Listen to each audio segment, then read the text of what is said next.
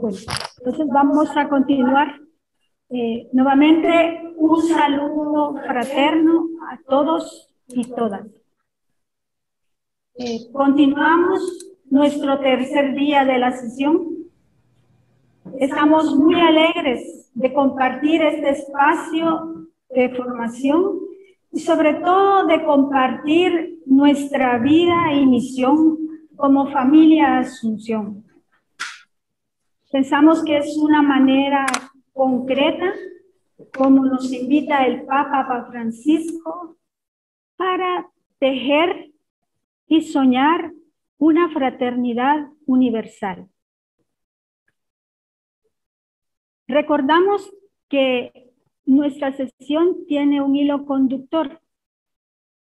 El primer y segundo día hemos intentado situarnos en la etapa del ver, que comenzó con el conocimiento mutuo a través de los videos de presentación, sabiendo quiénes somos, dónde estamos y la experiencia de misión y de vida que nos acompaña.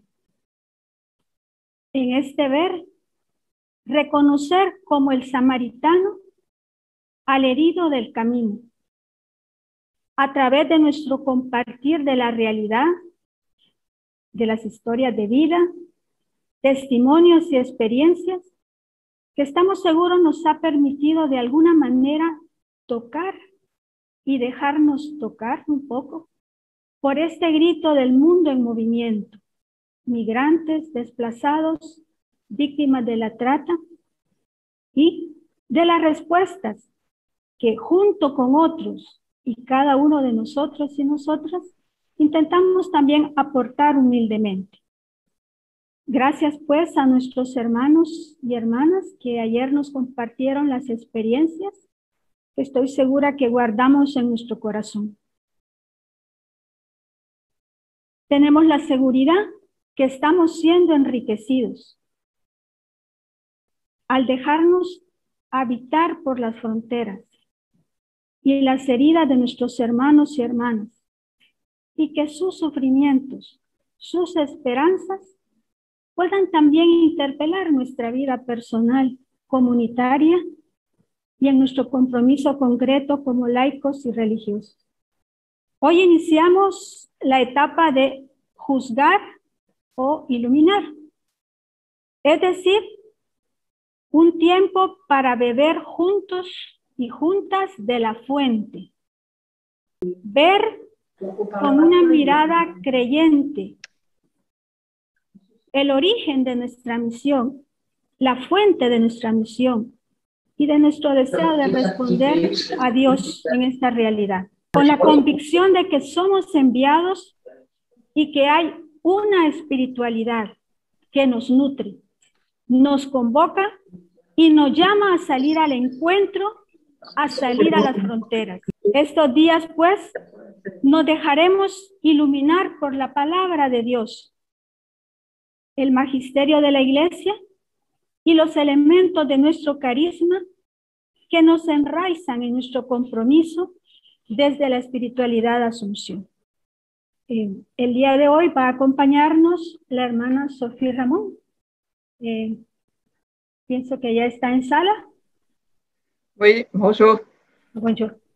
Buenos días. Buenos días. Muchas gracias, Sofía. Hoy nos acompaña, pues, Sofía. Voy a hacer una breve presentación por cuestión de tiempo también. Sofía Ramón, religiosa de la Asunción, es originaria del sur de la Francia. Sofía vive actualmente en París, en la comunidad de Rue de Plan. Ella es biblista, profesora de Antiguo Testamento en el Instituto Católico de París. Sofía sabe transmitir la palabra de Dios no solo con su competencia y su intuición, sino sobre todo con una pasión y facilidad que realmente nos puede ayudar a sentir la palabra fuente de vida para hoy. El tema de su intervención es: en un mundo en movimiento, las condiciones y los modos de la existencia cristiana, un enfoque bíblico. Bueno, Sofía, te damos la palabra. Muchas gracias nuevamente por compartir con familia esta reunión, esta sesión. Gracias, Sandra. Donc, je vais parler en français, selon la commande qui m'a été faite. Donc, dans un monde en mouvement, les conditions et les modes de l'existence chrétienne.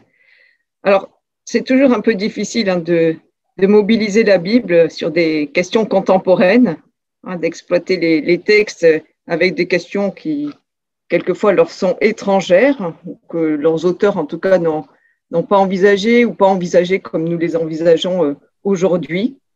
Donc, il y a un écueil qui peut toujours revenir, c'est celui de ne retenir des textes que ce qui conforte notre propre position ou ce qui peut servir d'argument d'autorité finalement pour notre raisonnement. Tout l'enjeu, c'est de se laisser questionner par les textes, avec cette conscience qu'ils déploient, chacun d'entre eux, chacun de ces textes, une vision spécifique et culturellement située. Alors, cela étant dit, l'Ancien Testament est ponctué d'évocations, de mouvements, de déplacements de peuples, de migrations. Les références ou allusions à l'Exode et à l'exil en sont un fil conducteur. Dans le Nouveau Testament, Jésus lui-même est sans cesse en mouvement et les croyants sont invités à se situer dans sa mouvance.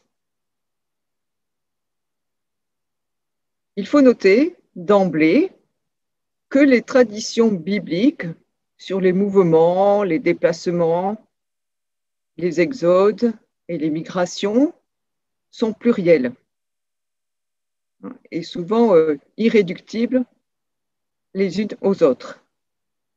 Derrière chacune de ces traditions bibliques, il se joue des questions identitaires et les enjeux sont à la fois politiques et théologiques. Donc, ce que je veux souligner là, c'est que il convient de se laisser questionner par le texte et de consentir à la pluralité des textes sur ces questions-là. Alors, parce que la référence à l'Exode hors d'Égypte traverse toute la Bible, je propose d'en faire le point de départ de notre réflexion. Et on verra que certains textes proposent une identité exodique, une identité basée sur l'Exode, et d'autres contredisent cette identité. Puis nous irons voir comment les croyants sont éventuellement définis comme des émigrés, des hôtes. Et qu'est-ce que cette définition des croyants implique?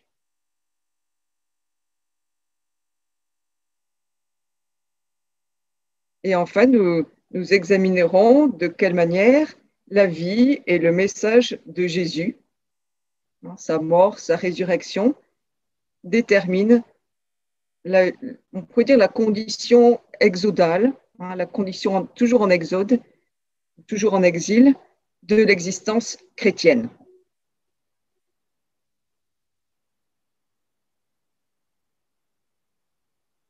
Alors, on va prendre le premier point, l'existence exodique, donc l'existence de chrétiens, de croyants qui se définit par l'exode.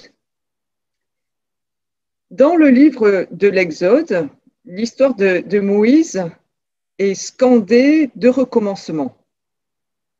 Et ces recommencements sont associés à des déplacements. Vous connaissez l'histoire. Il est élevé à la cour de Pharaon. Et puis, après avoir tué un Égyptien, Moïse s'enfuit.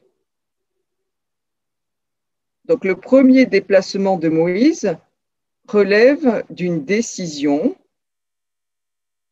la décision d'aller trouver asile ailleurs.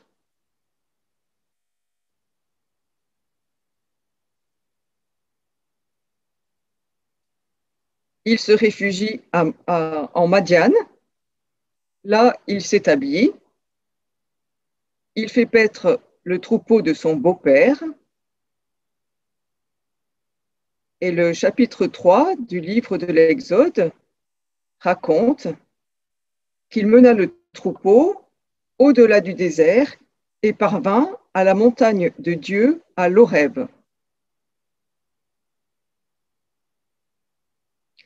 Donc, le deuxième déplacement qui est mentionné par le récit relève, on pourrait dire, d'une nécessité économique, d'une exigence liée à l'activité professionnelle de Moïse.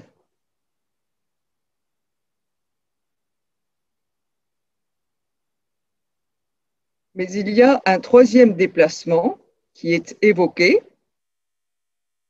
c'est celui de l'ascension de la montagne du Sinaï, que Moïse entreprend pour se rendre là où Dieu demeure. Il se rend dans la montagne pour faire l'expérience de la rencontre avec Dieu. Ce troisième déplacement a donc un motif religieux.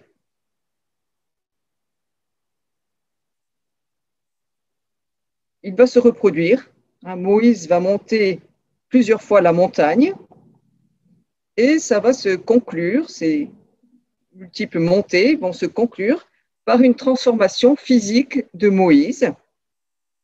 Le texte nous dit que Dieu passe sur la face de Moïse et que ce contact avec Dieu va faire de Moïse un prophète et un médiateur.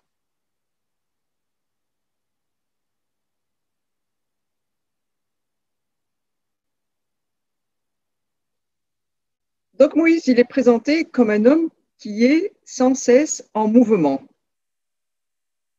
Et on le voit, les déplacements relèvent de plusieurs motifs, de plusieurs raisons. Fuir, chercher asile ailleurs, changer de lieu par nécessité professionnelle, et puis pèleriner à la rencontre de Dieu.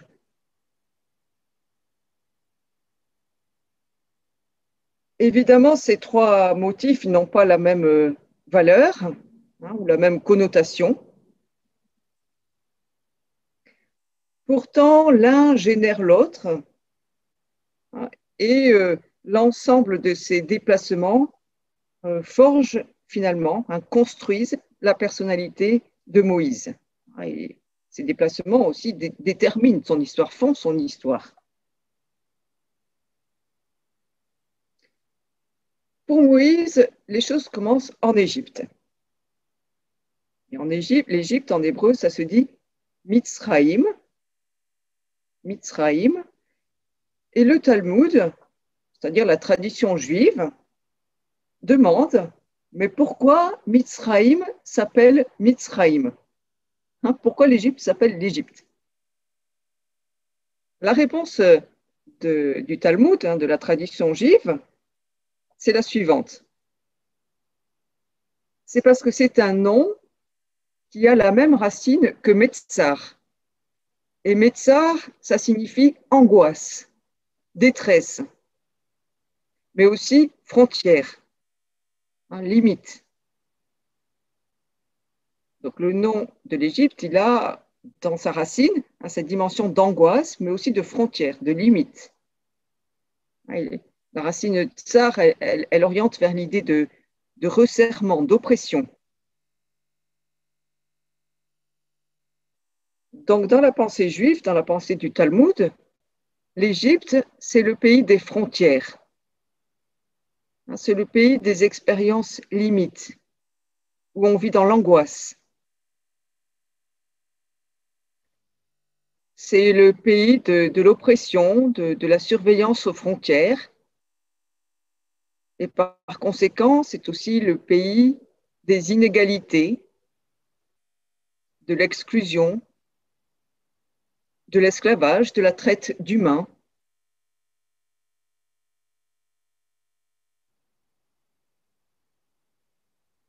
Dans le récit biblique, la décision d'extermination de tous les nouveau-nés, de tous les nouveau-nés mâles, par le pharaon, stigmatise l'autre, celui qui est différent.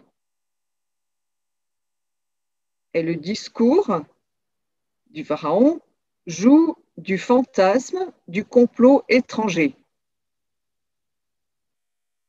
Voici ce que dit le texte au chapitre 1, versets 9-10. Exode 1, 9-10. Voici que le peuple des fils d'Israël est trop nombreux et trop puissant pour nous. Prenons donc de sages mesures contre lui pour qu'il cesse de se multiplier. En cas de guerre, il se joindrait lui aussi à nos ennemis, il se battrait contre nous et il sortirait du pays. Alors, la force de persuasion de ce discours, c'est qu'il joue sur la peur. Voilà. On pourrait dire qu'il alimente la xénophobie, tout en prétendant proposer la sécurité. Et il dit que la croissance démographique de ce peuple d'esclaves, c'est une armée, et donc une menace. Évidemment, le propos est excessif. Et il propose de combattre cette prétendue menace par l'extermination des plus vulnérables, des plus désarmés. Et c'est un propos qui n'est pas dénué de contradictions, puisqu'il dit tout à la fois qu'il y a une insécurité possible à l'intérieur du pays. Ces esclaves se battraient contre nous, dit le texte. Et en même temps, il dit aussi une possible émigration de cette main-d'œuvre. Ils sortiraient du pays. C'est contradictoire, ils se battraient, ils sortiraient, bon. Donc la sécurité sociale, la sécurité nationale, pardon, et la raison économique sont les deux leviers de la persuasion dans ce discours, au détriment de toute logique argumentative. Vous voyez, on a là les ressorts d'un discours politique qui se donne l'apparence de sagesse. Le pharaon dit qu'il va prendre des sages mesures, mais en fait, c'est un discours irrationnel qui construit l'unité nationale contre l'autre, contre celui qui est différent, et qui pourtant, jusque-là, a été bien utile, puisqu'il servait d'esclave.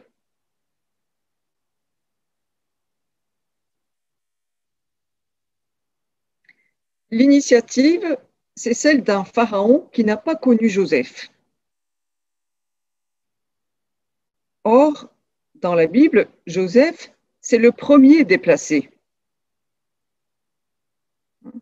Alors, ce sont ses frères qui l'ont vendu pour ne pas le tuer, pour ne pas tuer ce jeune frère qu'il jalouse. Mais le récit du livre de la Genèse raconte que des marchands madianites qui passèrent hissèrent Joseph hors de la fosse et le vendirent pour 20 cycles d'argent aux Ismaélites qui le menèrent en Égypte. C'est au chapitre 37. Donc Joseph, il est victime de la traite d'humains, et en Égypte, il est acheté par un certain Potiphar.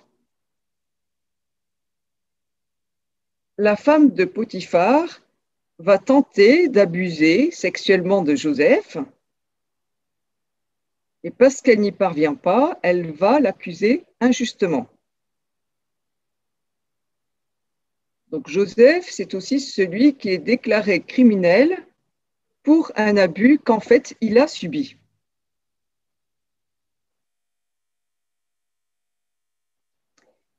Joseph, pourtant, c'est aussi celui qui s'intègre, qui réussit en terre étrangère. Et le récit biblique, il voit la main de Dieu. Le Seigneur fut avec Joseph. D'esclave, Joseph est hissé au rang de conseiller politique du Pharaon. C'est un autodidacte, il se forme lui-même et il se met au service de son pays d'accueil. C'est donc un immigré qui s'intègre dans le pays qu'il accueille, ce pays qu'il sait garder de la famine. Et ce pays qu'il sauve de la famine devient aussi le pays qui va accueillir sa propre famille. Donc son pays d'adoption devient terre d'accueil pour les siens. Les siens, ils sont poussés hors de leur terre à cause d'une famine. Donc l'histoire de Joseph, c'est un roman de diaspora, c'est-à-dire c'est une histoire qui manifeste qu'une vie bonne est possible en terre étrangère. Donc l'exil qui d'abord était bannissement devient, pour Joseph, peut devenir hospitalier. Alors, il y a quand même une condition à cela.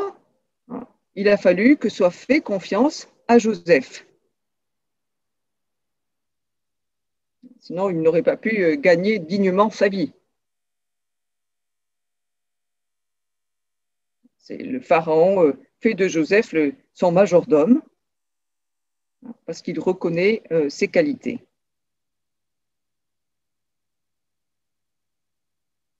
Mais vous voyez que par un renversement ironique de situation, les descendants de Joseph deviendront donc des esclaves dans le pays qui a accueilli Joseph.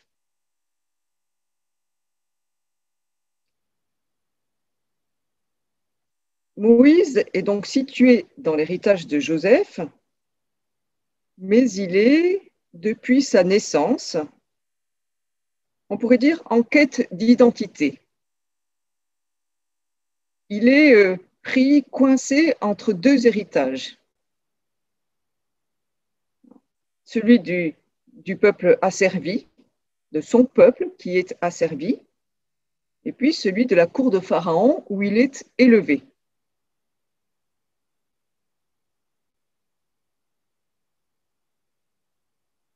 Donc Moïse, il est partout un étranger. Étranger parmi les puissants, étranger parmi les esclaves, il est partout déraciné. Et c'est intéressant de voir que son parcours révèle qu'une société xénophobe, oppressive, génère un sentiment d'intolérable. Et le sentiment d'intolérable, il court toujours le risque de devenir révolte, violence, émeute.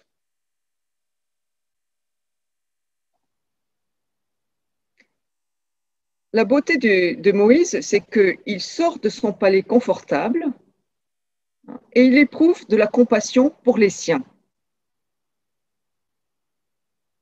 Le texte nous raconte qu'il voit ses frères qui sont soumis à la corvée.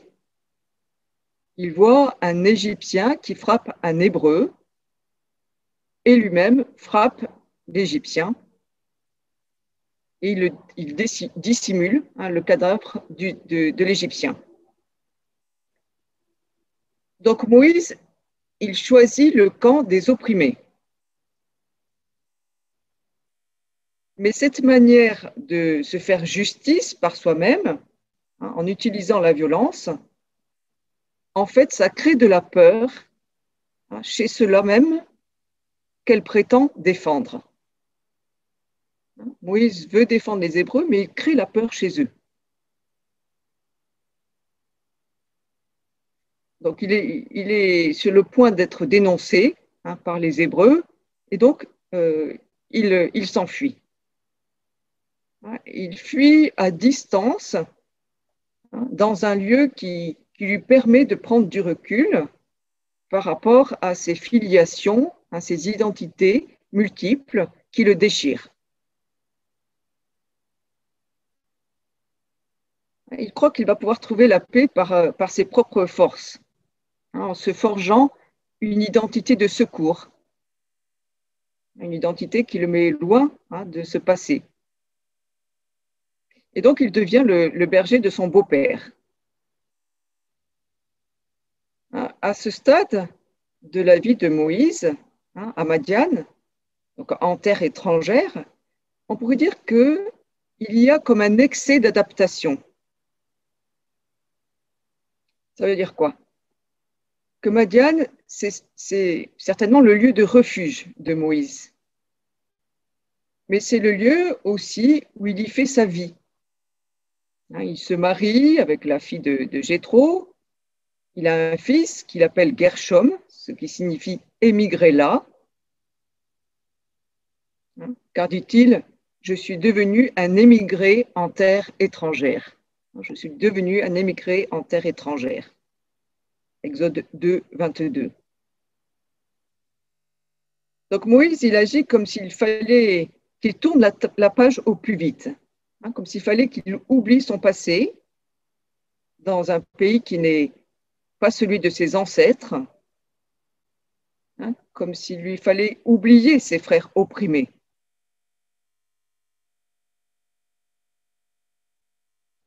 Et de fait, il va vivre dans ce pays sans se soucier des siens, sans se soucier des Hébreux. Chez ce Moïse exilé, il y a comme un déni des origines.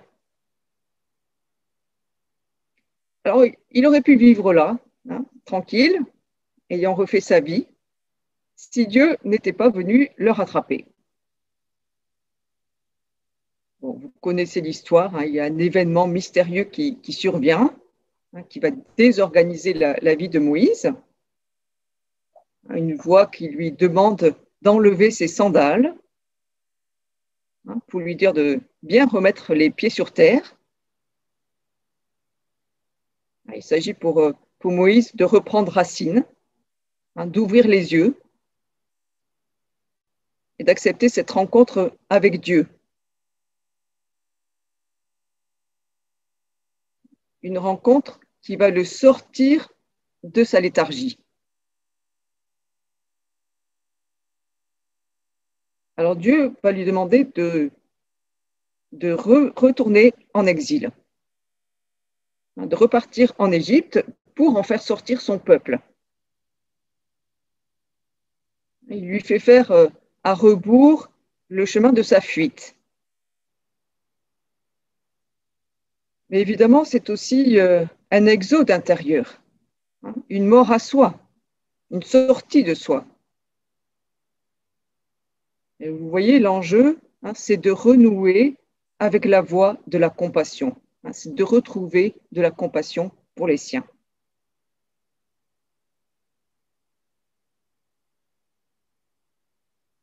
Donc Dieu l'envoie, va, maintenant va. Dieu se fait aider de Moïse pour réaliser son projet de libération. Le texte nous révèle dans un monde paralysé par ces rapports violents, dans un monde paralysé dans des rapports violents, une proximité risquée. Dans quel but? Dans le but d'ouvrir d'impossibles possibilités, quelque chose d'inattendu.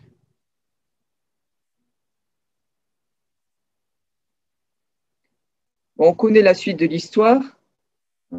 Moïse retourne en Égypte, le pharaon résiste, Dieu envoie des plaies. Bon, finalement, le pharaon laisse sortir le peuple des Hébreux traverse la mer des Joncs, quelque chose d'ailleurs dont la Bible ne cesse de faire mémoire. Et puis le séjour au désert, et vous savez que Moïse n'entrera jamais dans la terre promise. Le livre du Deutéronome conclut l'histoire de Moïse sur ces mots de Dieu. D'en face, lui dit Dieu, tu verras le pays, mais tu n'y entreras pas dans ce pays que je donne aux fils d'Israël. Deutéronome au chapitre 32, verset 52, Moïse n'entre pas dans le pays. Donc Moïse, il n'est pas d'une terre. Il est d'une terre espérée, mais jamais atteinte. Moïse, c'est celui qui est définitivement sans terre. Chaque groupe humain dit son identité avec des mythes. Des mythes qui racontent comment le peuple s'est formé, comment il a reçu sa terre. Et ici, il y a deux types de mythes en fait. Il y a un mythe selon lequel les ancêtres ont toujours habité le pays, la terre. Et il y a un autre mythe, dans toute civilisation, il y a un autre mythe selon lequel les ancêtres ont quitté leur territoire d'origine pour s'installer dans un autre pays. Et en Israël et dans la Bible, vous avez ces deux mythes. Vous avez Abraham, qui représente un de ces mythes. Ils sont nés de la terre, Israël est né de sa terre. Et puis, vous avez Moïse, qui représente l'autre mythe. Ils sont venus d'une terre étrangère.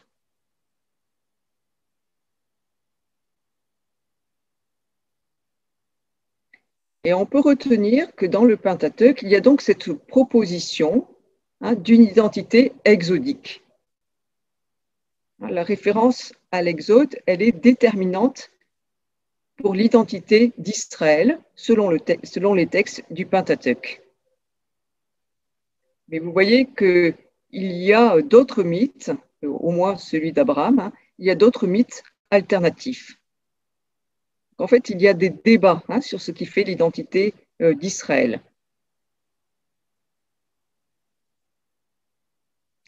Je vais passer au deuxième point. Ça va les traducteurs?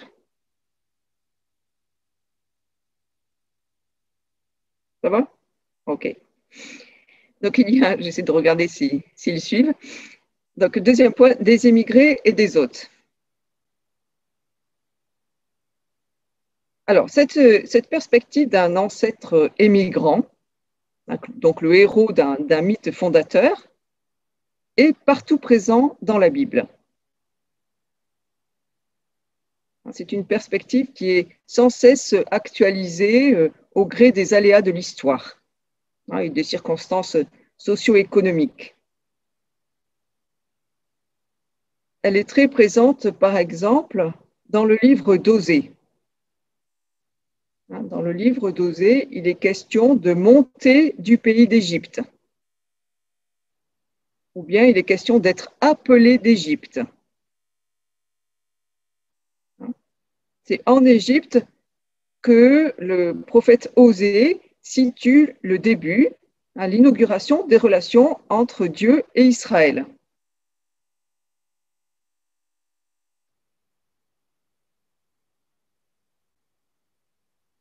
Mais il est aussi question d'un retour en Égypte.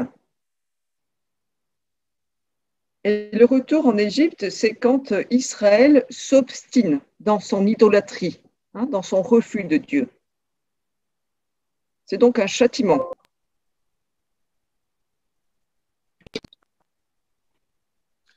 C'est une sanction.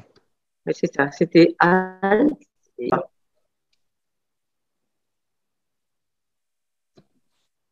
Je saute un peu par rapport à mon texte écrit. La promesse de Dieu de conduire Israël au désert, qui a raconté dans le chapitre 2, de faire revenir Israël au temps de sa jeunesse, c'est une proposition, une offre de reconstruire la relation, de reconstruire une identité relationnelle d'Israël. Mais cette identité, elle est toujours menacée à cause de l'idolâtrie du peuple.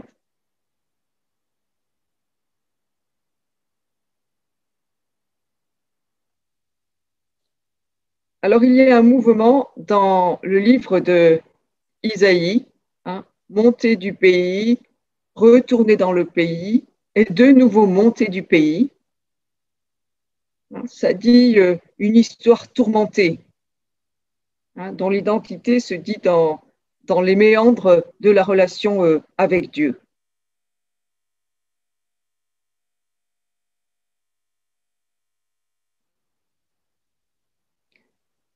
Alors, en arrière-fond du livre d'Isaïe, il y a différentes dominations. La domination assyrienne au 8e siècle avant notre ère, la domination assyrienne sur Israël. Et puis le texte est relu lors de la domination babylonienne. Là, on est au 6e siècle avant notre ère.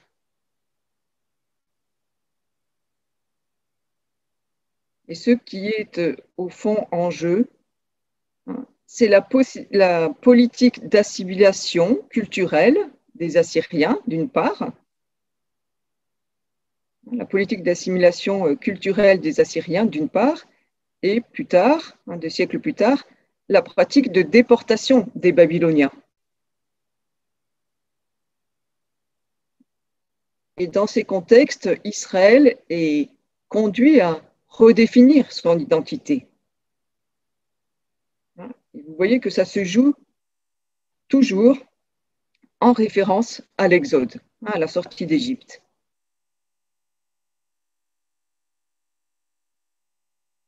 Mais vous voyez aussi que se fait jour une peur qui est celle de l'influence d'autres cultures, l'influence d'autres cultures qui sont perçues comme menaçantes pour l'identité nationale.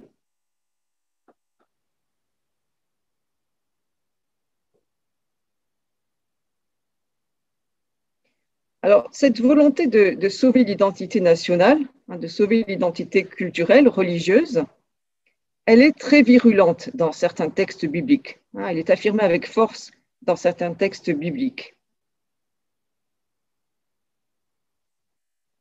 Par exemple, il y a des textes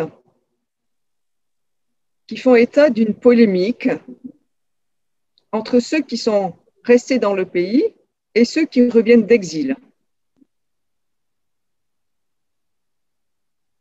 Les exilés, ils sont vus par ceux qui sont restés dans le pays comme des étrangers, comme des immigrants.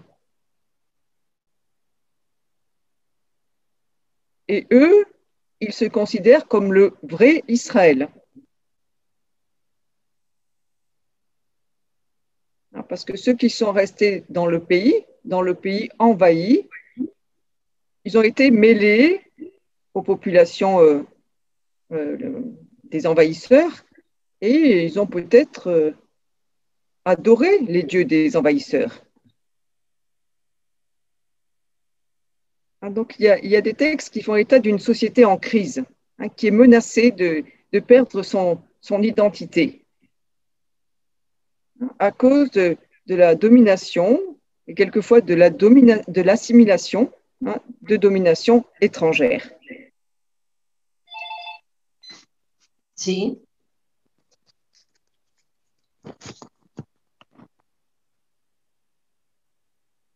Je vais passer ce que je voulais dire sur le psautier. Je vais aller, je dis ça pour les traducteurs, à propos d'Abraham. Parce que, comme je le disais, il y a plusieurs lignes théologiques dans les textes bibliques. Alors, il y a des lignes théologiques qui rappellent qu'Israël était étranger, né en exil. Mais il y a aussi des textes qui qualifient Abraham d'émigré et de hôte. Par exemple, en Genèse 23, il est raconté qu'Abraham, émigré, a été accueilli par les fils de Heth. Et les fils de Heth lui ont permis de résider dans leur contrée. À la mort de Sarah, les fils de Heth lui ont proposé un accès libre aux tombeaux familiaux. Ils l'ont autorisé à avoir un tombeau parmi d'autres tombeaux. Mais Abraham n'a pas voulu abuser de ses accueillants. Et il a proposé d'acheter un tombeau. Et il introduit sa demande avec ces mots « Je vis avec vous comme un émigré et un hôte ». Chapitre 23, verset 4, Genèse 23, 4. Et donc, il va acheter un champ pour ensevelir sa femme Sarah. On voit qu'Abraham, il manifeste un respect des coutumes locales, mais aussi de la possibilité de s'installer en terre étrangère, sans y être menacé. Ce texte, c'est peut-être un encouragement à continuer à vivre en terre étrangère. C'est peut-être aussi une invitation à accueillir les émigrés, comme l'ont fait les fils de Heth pour Abraham. Abraham, c'est cette figure qui rend témoignage que la terre de l'autre peut devenir le pays promis.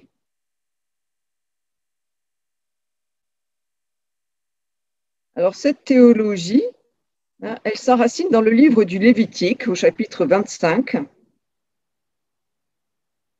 où Dieu, le texte fait dire à Dieu, « Le pays est à moi. Vous n'êtes chez moi que des immigrés et des hôtes. » Vous n'êtes chez moi que des émigrés et des hôtes. Et voilà un propos qui est sans cesse repris dans la Bible, dans le psautier, dans le premier livre des Chroniques. Vous n'êtes que des immigrés et des hôtes. La terre, elle est à moi, Dieu. Autrement dit, le rapport à la terre, c'est le reflet de la relation que Dieu vit avec son peuple. Un peuple d'immigrés et d'hôtes qui n'a sa place que parce que Dieu la lui donne.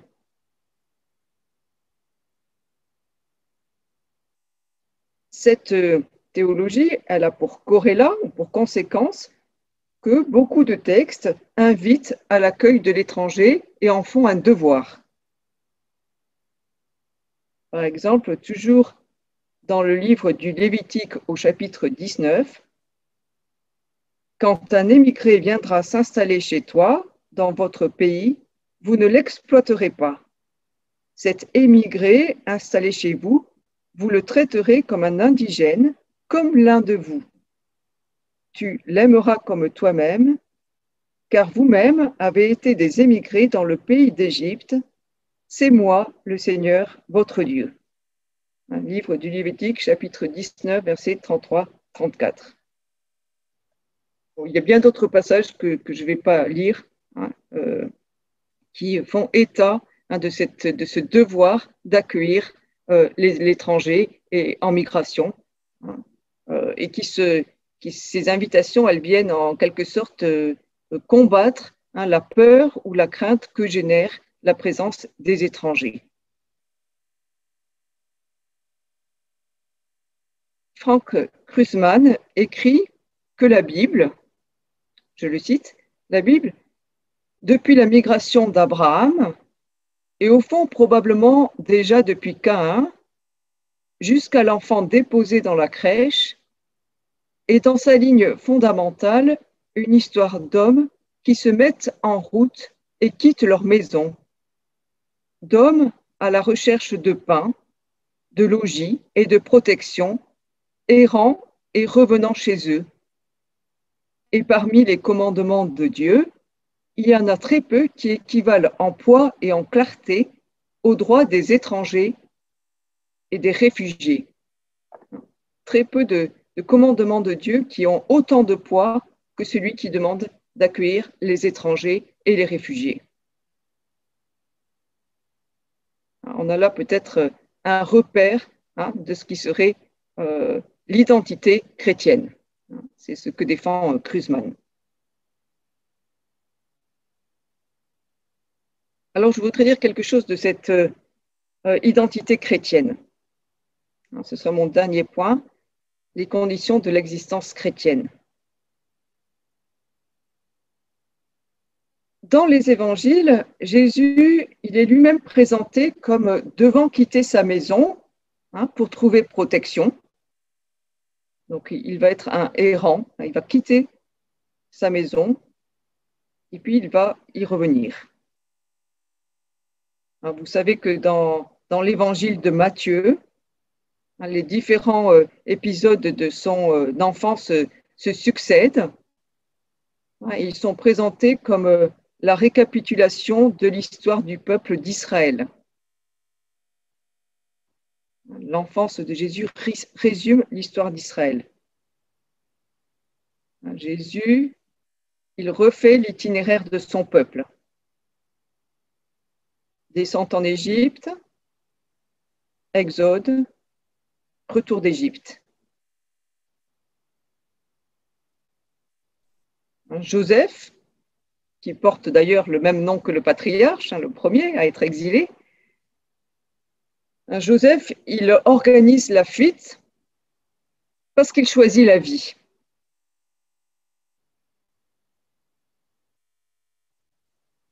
Et en inscrivant dans la vie du Christ cette expérience d'exil, l'Évangile nous invite à entendre le souci, l'espérance des exilés pour leurs enfants, pour leur famille.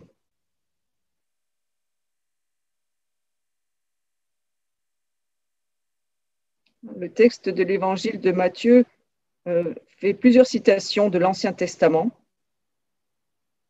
D'Égypte, j'ai appelé mon fils, citation d'Osée. Une citation qui, dans le livre d'Osée, cette expression disait la tendresse de Dieu. Et par cette citation, l'Évangile annonce que Dieu intervient en faveur de son peuple, d'une manière définitive dans la personne de Jésus.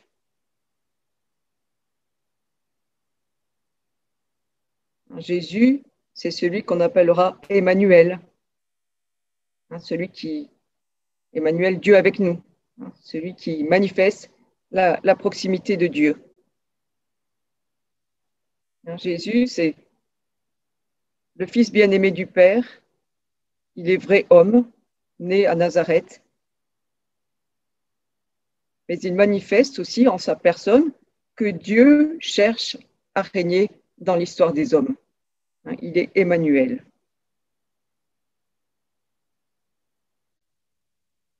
C'est pourquoi José Pagola dit la chose suivante.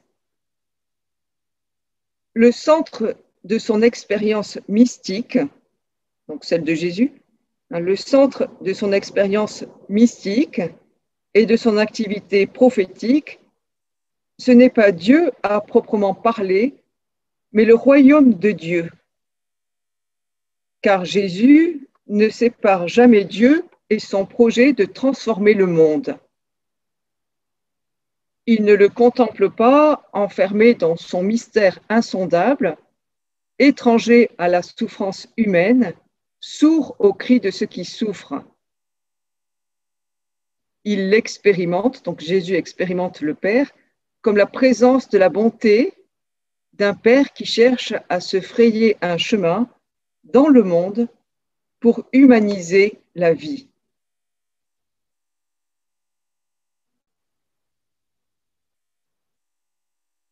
Donc Jésus, il est porteur des aspirations de ceux qui souffrent.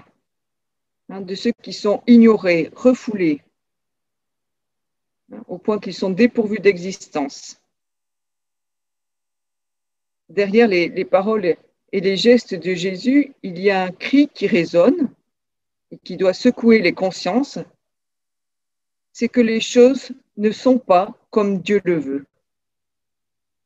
La souffrance, toute souffrance, est inacceptable pour Dieu. Et quiconque se réclame disciple de Jésus ne peut pas échapper finalement à cette exigence de détruire les frontières, de créer la fraternité, de promouvoir l'accueil. Ce qui est important pour Jésus, c'est que tous aient une vie digne et juste. Sa manière d'être, c'est la compassion.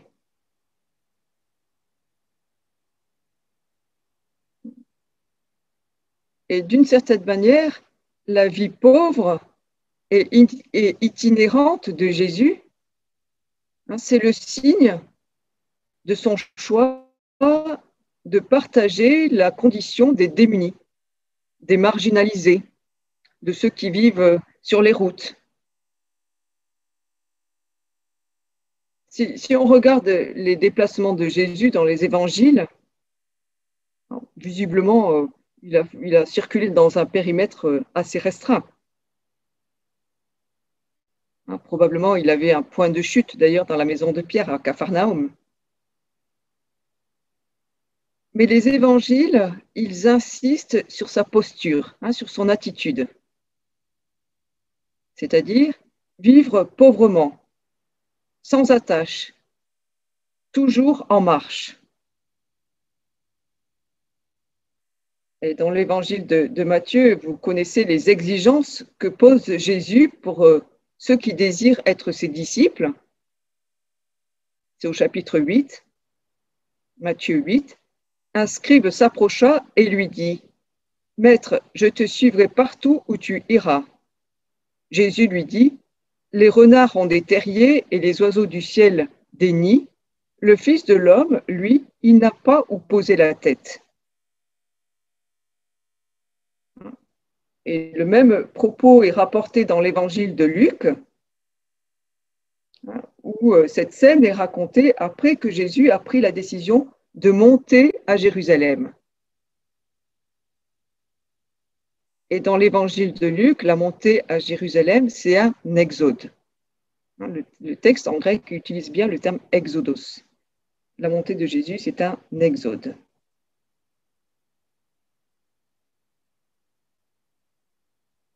L'exode, d'ailleurs, dans la tragédie grecque, l'exode dans la tragédie grecque, c'est la dernière partie du spectacle. C'est le dénouement de l'action. La mort de Jésus, donc, c'est l'aboutissement de sa mort pour autrui, de sa vie, mais aussi de sa mort pour autrui. Et sa résurrection, c'est une action de Dieu qui le rachète de la mort pour l'introduire dans la plénitude de sa propre vie.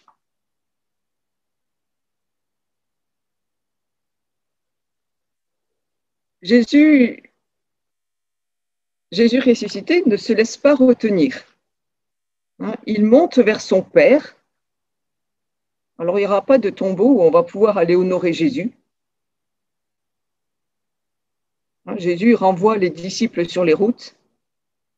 Il les envoie faire des disciples de toutes les nations.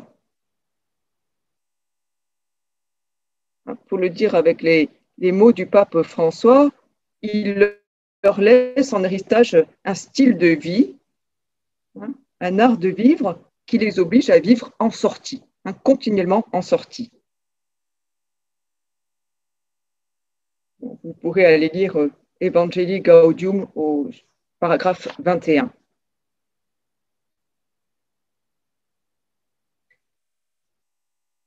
Ça veut dire que l'intimité avec le ressuscité, c'est une intimité itinérante. La sortie, vivre en sortie, c'est définitivement la forme concrète de l'existence chrétienne. Alors, ça ne va pas sans danger, ça ne va pas sans exclusion, ça ne va pas sans difficulté. Mais la vie chrétienne, c'est un exode, une sortie de soi. La vie chrétienne, c'est un exode et c'est aussi un exil, un recommencement, un renoncement.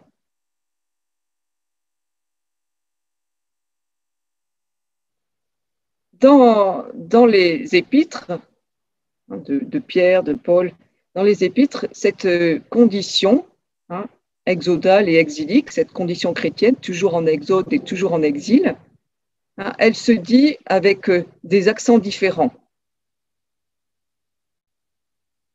Par exemple, la première lettre de Pierre, elle définit les chrétiens comme des étrangers et des voyageurs.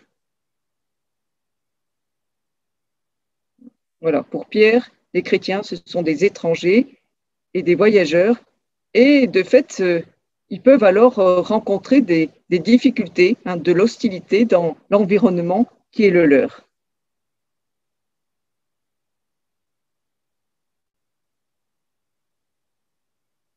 Alors, on retrouve cette paire, étranger, voyageur, dans plusieurs textes. Je vais passer, mais ça nous dit une chose qui est importante, c'est que les chrétiens seront toujours des étrangers au sein de leur propre société. Les chrétiens, ils seront toujours des étrangers au sein de leur propre société. La première lettre de Pierre au chapitre 2, verset 4-5, 1 Pierre 2, 4-5, dit la chose suivante. Si le Christ est la pierre vivante, rejetée par les hommes, mais choisie et précieuse devant Dieu, eh bien, ainsi en sera-t-il aussi des chrétiens. Le texte dit dans la maison habitée par l'Esprit, c'est-à-dire dans l'Église. Le chrétien sera donc toujours un étranger au sein de sa propre société. On le voit encore dans l'épître aux Hébreux, au chapitre 11, en référence aux pères dont il est dit qu'ils étaient étrangers et exilés sur terre. C'est une autre manière de définir l'existence chrétienne. Nous sommes des étrangers et des exilés sur terre. Je vais au dernier paragraphe de mon intervention. La condition d'étranger, de voyageur, qui est celle des chrétiens, elle peut faire courir le risque du repli sur soi, par souci de protéger, de préserver son identité. Et le fait de devoir vivre en étranger ou en exilé, ça pourrait nous conduire à une attente passive. C'est pourquoi il est important de toujours maintenir l'exigence de vivre en sortie, d'aller à la rencontre, d'aller de l'avant. Et ça demande une posture, ou une attitude de fond que saint Paul nous enseigne. Parce que saint Paul affirme que les croyants sont baptisés en Christ, qu'ils revêtent le Christ, ils revêtent la dignité du Christ qui est mort pour eux. Et Paul précise, au chapitre 3 de la lettre aux Galates, il n'y a plus ni juif, ni grec, il n'y a plus ni esclave, ni libre, il n'y a plus ni homme, ni femme, car tous vous êtes un en Jésus-Christ. Tous vous êtes un en Jésus-Christ. Ici, Paul introduit une réflexion qui est d'ordre anthropologique. La dignité de chacun, elle vient du Christ. Et il oppose à une humanité qui est déchirée en factions diverses, cette humanité nouvelle, réunifiée en Christ. Tous, vous n'êtes qu'un en Jésus-Christ.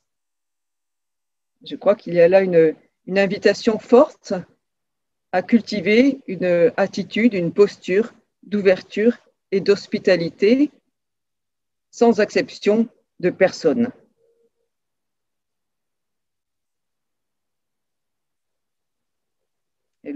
En conclusion, je crois qu'on peut dire que la fréquentation des Écritures, elle conduit à envisager l'existence à la suite du Christ, comme une existence pérégrine, toujours en chemin, précaire, une existence exodale et exilique, une existence, c'est-à-dire en sortie et toujours en renoncement. Les Écritures, en cela, elles ont cette vertu de ne jamais cesser de nous désinstaller et de nous appeler à une attitude qui est une attitude d'ouverture et d'hospitalité, attitude qui est évidemment toujours à reprendre. Merci aux traducteurs et merci à chacun pour l'écoute. Muchas gracias, Sofía, muchas gracias por compartirnos y permitirnos sumergirnos en la profundidad de la palabra de Dios a través de este recorrido bíblico del Antiguo y del Nuevo Testamento. Luego tendremos en su momento el texto completo para que luego podamos profundizar. Es una llamada importante a sentir cómo el trabajo y el compromiso del que estamos hablando en esta sesión, nos remite a nuestra identidad cristiana, al origen de nuestra fe y realmente al sentirnos en camino, en salida, como nos invita hoy también el Papa Francisco. Muchas gracias por este bello y profundo compartir.